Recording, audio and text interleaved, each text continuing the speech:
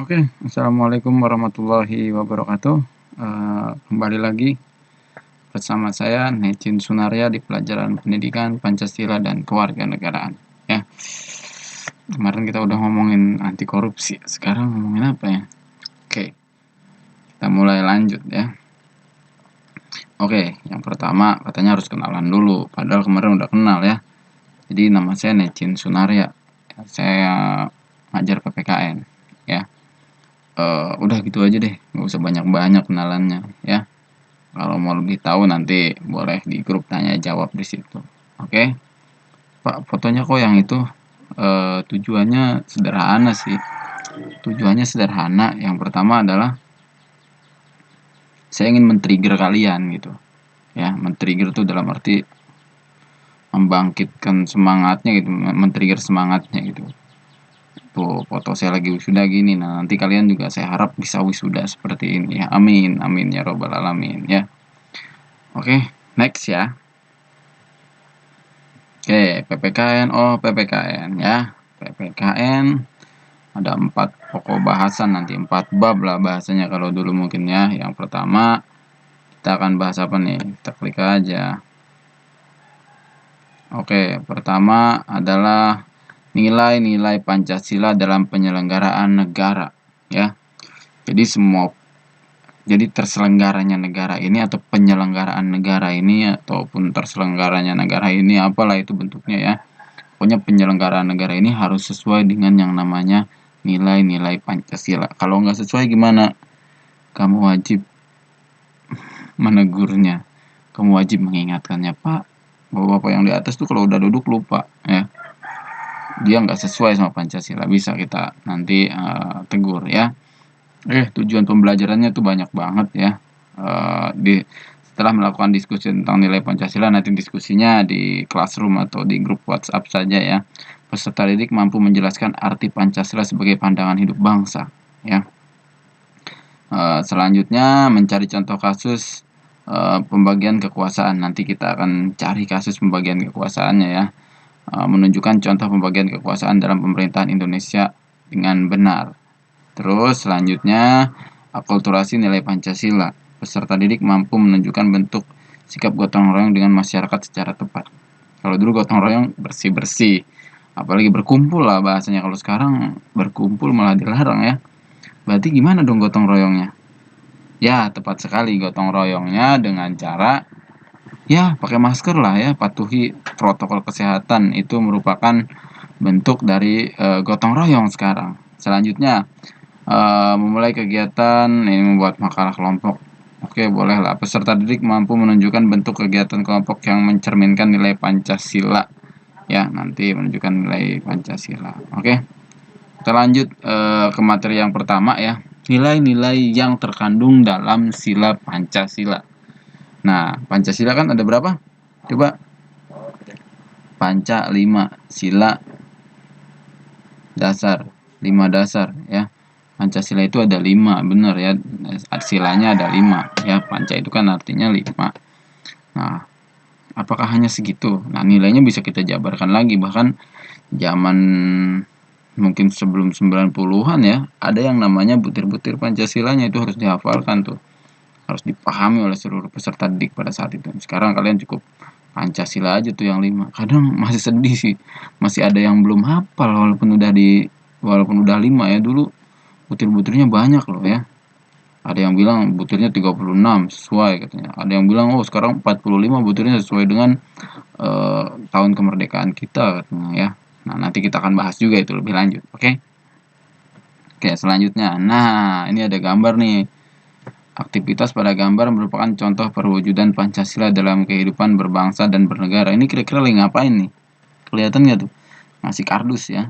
Isinya apa itu kardus? Oke, nilai Pancasila perwujudan berapakah? Itu mungkin bantuan untuk korban bencana ya. Mungkin bantuan kemanusiaan bisa masuk sila kedua ya. Menjunjung tinggi nilai persatuan karena masih satu saudara, masuk juga sila ketiga ya, bisa masuk kedua sila itu.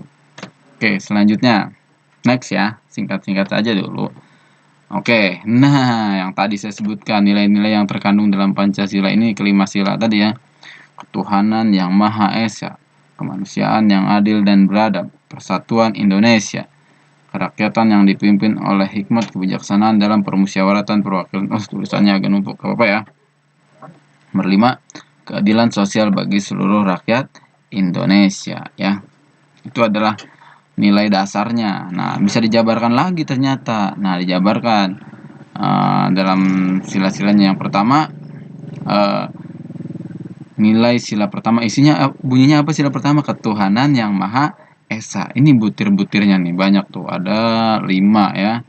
Ada 5 keyakinan bangsa Indonesia terhadap Tuhan Yang Maha Esa. Oh iya, sila pertama ini kalau dihubungkan dengan undang-undang itu sesuai dengan pasal 29. Ya, di pasal 29 ayat 1 mengatakan negara berdasarkan ketuhanan Yang Maha Esa. Nah, terus ayat keduanya mengatakan tiap-tiap warga negara tuh berhak menjalankan agamanya masing-masing. Nah, jadi Pancasila ini udah sesuai dengan Undang-Undang Dasar, turunannya Undang-Undang Dasar tuh ya. Dari sila yang 5 itu dijabarkan di Undang-Undang Dasar tuh ya, bentuk lebih jelasnya. Nah, di sini ada dari keyakinan bangsa Indonesia terhadap Tuhan Yang Maha Esa itu sesuai banget dengan tadi Undang-Undang Dasar pasal 29 ayat 1. Terus taat menjalankan ajaran agama itu ayat 2-nya, mengakui dan memberi kebebasan beragama dan beribadah sesuai dengan ajarannya itu juga ayat 2-nya, tidak memaksakan juga sama ya, sampai saling menghargai dan menghormati itu bagian dari toleransi. Benar ya, toleransi. Oke. Next ya. Singkat-singkat saja, nanti kelamaan bete juga kalian nonton saya. Oke, selanjutnya. Nah, nilai dasar dalam sila kedua ya, dua ya. Apa di dalam sila kedua? Oke, lupa ada yang ingetin tadi. Hubungin dulu Pak dengan undang-undang dasarnya. Yes ya. Di nilai dasar sila kedua ini atau di undang-undang dasarnya ada juga di pasal 28 ya. 28 A sampai Z. Itu membahas tentang hak asasi manusia, hak kamu sebagai manusia, hak untuk hidup, hak untuk berkumpul dan berserikat dan lain-lain ya. Jadi di situ semua di pasal 28 itu dicantumkan di situ ya. Kalau di sini ada 5 poin juga, kesadaran berperilaku sesuai dengan nilai-nilai moral dan hati nurani, ya tetap namanya kemanusiaan itu nilainya dari nilai moral ya dan hati nurani. Terus pengakuan dan penghormatan terhadap hak asasi manusia ini di Indonesia sudah sangat dijalankan ya, pasal 28 itu kita mengedepankan itu, walaupun ya itu Pak pejuang HAM Munir meninggal Pak, pembunuhnya sampai sekarang nggak ketahuan. Wah itu Pak Novel Baswedan berantas korupsi disiram katanya pelanggaran HAM juga. Itu nanti kita bahas, itu bisa lebih panjang lagi bahasannya ya, nanti kita ngobrol lagi itu Piagro. Terus mengembangkan sikap saling mencintai atas dasar kemanusiaan ya, sesama manusia saling sayang menyayangi ya. Di sini diungkapkan tuh. Sampai yang terakhir, memunculkan sikap tenggang rasa dalam hubungan sosial ya. Ini kalau ada yang jatuh jangan dipoto dulu, tolongin dulu ya, bukan dipoto diviralkan, ya ampun ini kenapa kok bisa kayak gini ya, dipoto sambil direkam, ya ampun orangnya nggak ditolong. Munculkan dulu sifat tenggang rasanya, tolong dulu ya, jangan dipoto dulu. Oke, next ya. Nilai dasar dalam sila ketiga. Nah, di sila ketiga ini ada 6 poin tuh kurang lebih ya. Hubungannya dengan Undang-Undang Dasar di pasal berapa ya?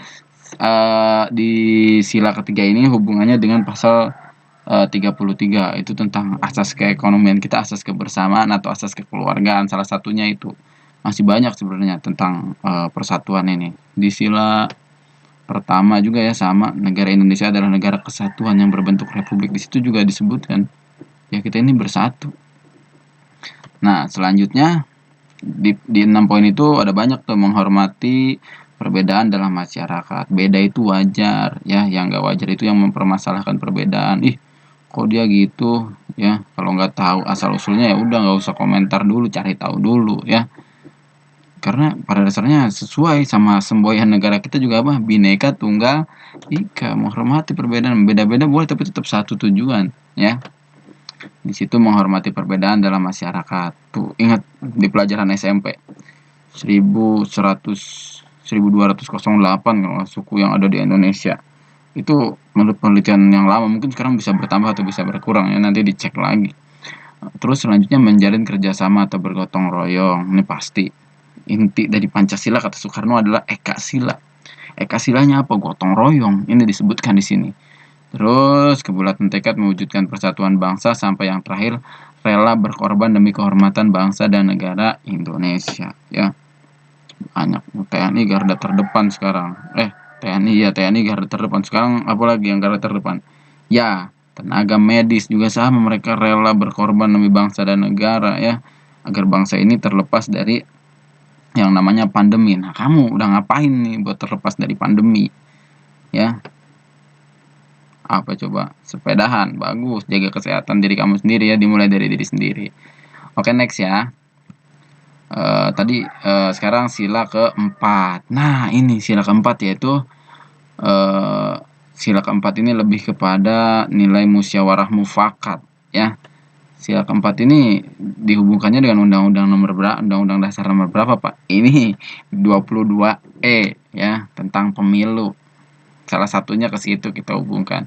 Di sini poin-poinnya ada rakyat Indonesia pemegang kedaulatan. Jadi from people to people, apalagi dari rakyat, oleh rakyat, dan untuk rakyat ya, from people to people and from to, apalagi tuh ya, bahasa Inggrisnya ribet lah ya, nanti nanya sama Miss Rizka tuh atau Pak Pipik ya.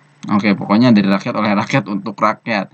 Selanjutnya demokrasi dalam politik, ekonomi, dan sosial. Jadi demokrasi itu ada di dalam politiknya, di dalam ekonominya, juga di kehidupan sosialnya. Musyawarah mufakat, menghormati keputusan bersama ya, melaksanakan keputusan bersama. Setelah dihormati ya dilaksanakan. Jangan sampai ketika rapat setuju, pas keluar rapat ngedumel. Nah, ini tidak sesuai dengan nilai-nilai Pancasila ya. Kalau emang gak setuju, sampaikan di forum itu ya. Sampaikan juga tetap kita harus taati tata tertib dalam diskusi tersebut atau jejak pendapat tersebut ya. Ini adalah nilai-nilai dalam sila keempat. Selanjutnya sila yang terakhir ya,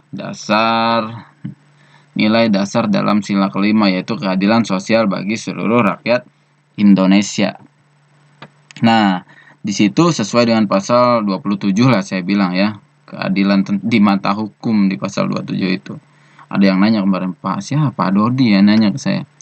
Pak, kenapa sih itu gambar hukum itu dilambangkan sama Dewi yang matanya ditutup, katanya matanya ditutup ini nih. Terus megang timbangan ya.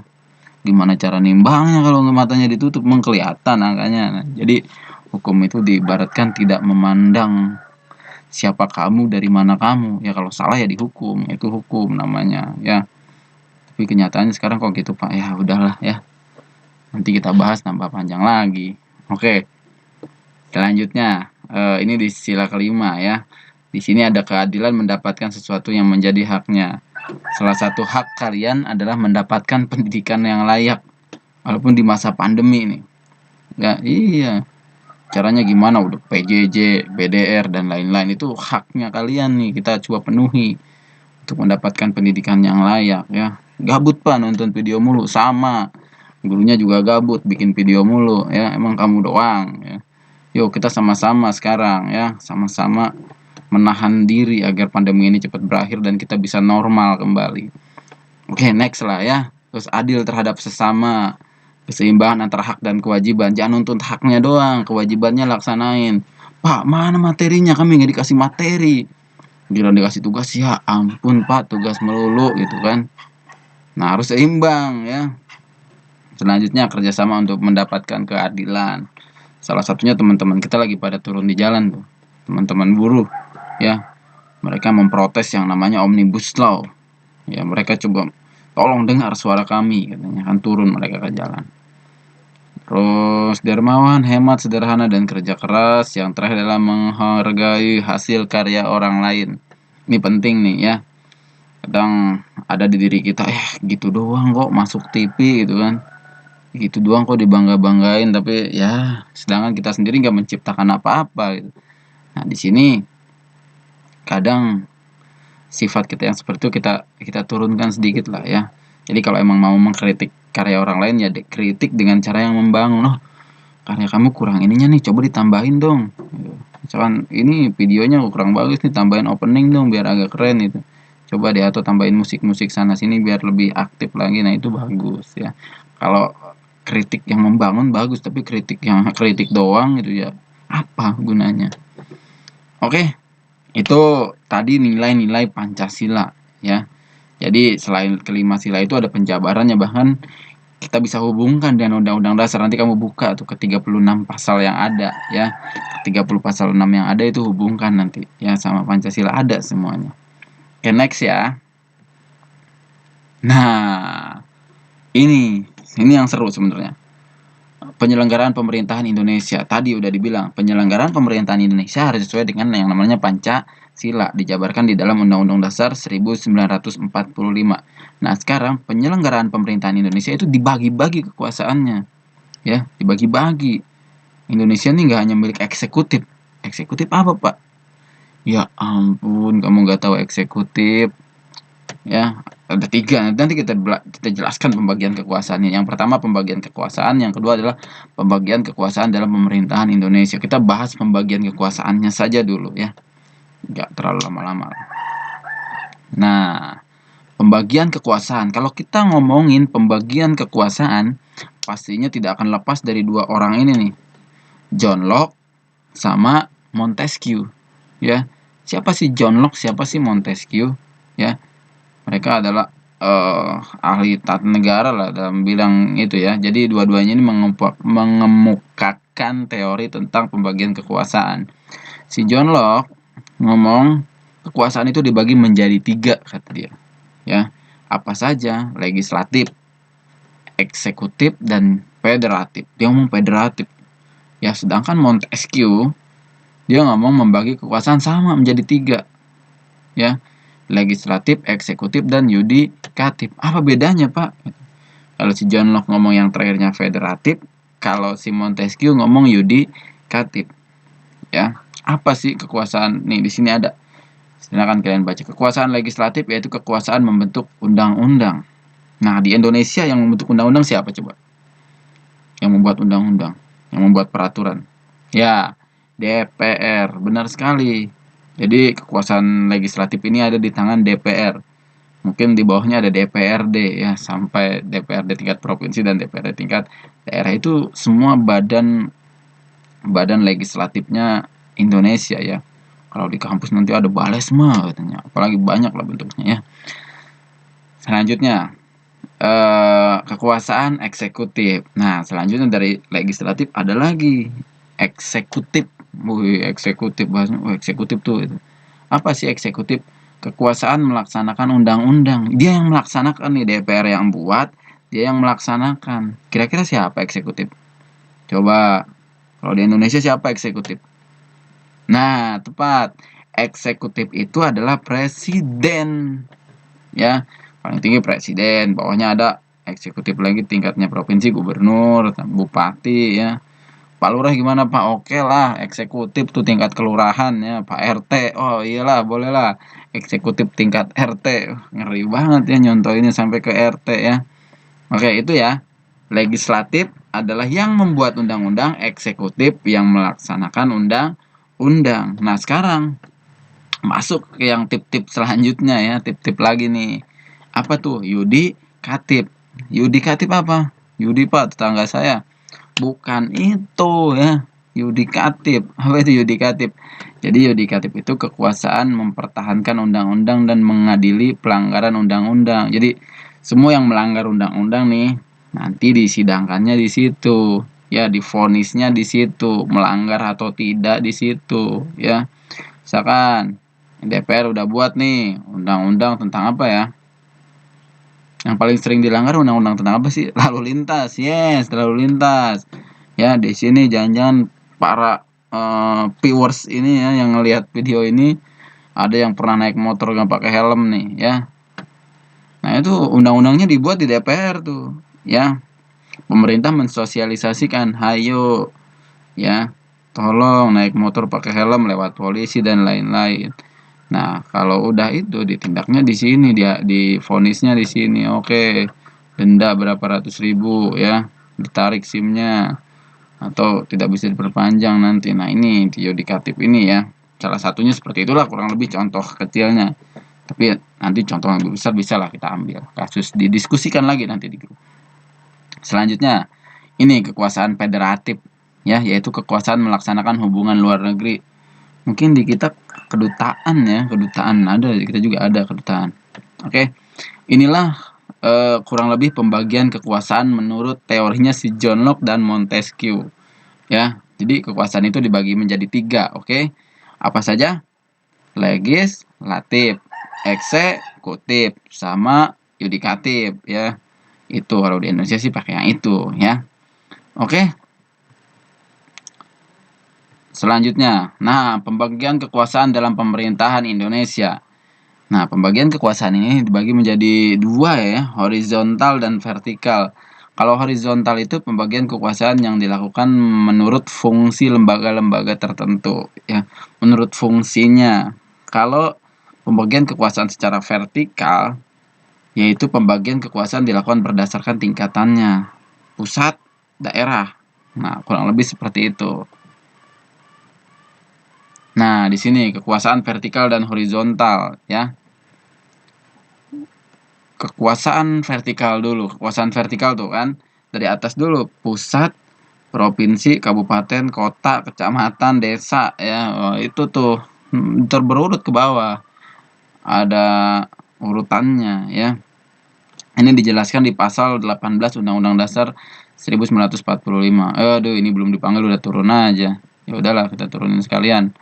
Nah, kalau secara horizontal ini ada kekuasaan konstitutif, kekuasaan eksekutif, legislatif, yudikatif. Nah, menurut bagian-bagiannya ya, kekuasaan eksaminatif dan kekuasaan moneter itu menurut bagian-bagiannya ya, lembaga-lembaganya. Oke, aktualisasi nilai Pancasila dalam penyelenggaraan pemerintahan. Ya, bagaimana aktualisasi nilai Pancasila dalam kehidupan bernegara? Nilai Pancasila sebagai etika dalam kehidupan bernegara, penerapan Pancasila dalam pasal Undang-Undang 1945, penerapan Pancasila dalam kebijakan negara ya. Kalau tadi nilai-nilai Pancasila sebagai etika dalam kehidupan mungkin itu sudah laksanakan ya. Banyaklah contohnya. Terus penerapan nilai Pancasila dalam Undang-Undang Dasar tadi saya contohkan. Sila pertama dengan pasal 29 Undang-Undang Dasar 1945 itu ada hubungannya gitu ya. Contohnya seperti itu. Kalau terus nilai Pancasila dalam kebijakan negara ya banyak ya. Contohnya mungkin di tengah Covid ini pemerintah mengucurkan bantuan untuk teman-teman yang terkena imbas dari pandemi ini juga sama, itu representatif dari sila kelima, yaitu keadilan ya. Kadang iya Pak, kadang adil itu nggak harus sama ya. Contoh, kebutuhan di kota A dengan di kota B itu belum tentu sama. Di kota A 50.000 bisa dapat apa, belum tentu di kota B juga seperti itu ya. Contoh, di kota A 50.000 itu cuma bisa buat makan sekali, oh di kota B ternyata bisa buat makan 2 kali ya. Ya itu adil itu belum tentu sama dibaginya. Misalkan di kota A 800.000, di ini 300.000, itu kalau emang itu sudah dengan kajian tentu itu akan adil ya.